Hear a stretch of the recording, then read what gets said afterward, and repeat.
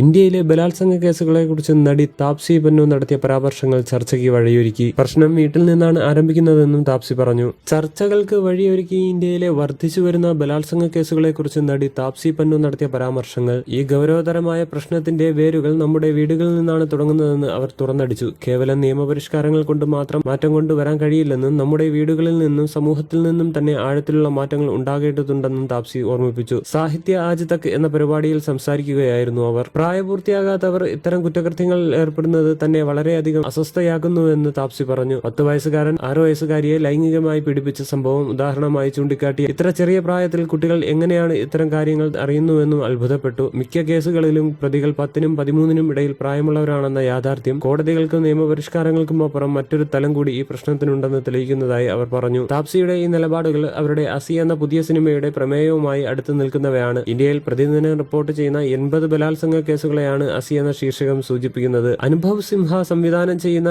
ഈ investigative crime ത്രില്ലറിൽ കനി കുസൃതി ഒരു പ്രധാന വേഷത്തിൽ എത്തുന്നു. നീതിക്കായി പോരാടുന്ന രാവി എന്ന അഭിഭാഷകയായാണ് താപ്സി ഈ ചിത്രത്തിൽ വേഷമിട്ടിരിക്കുന്നത്.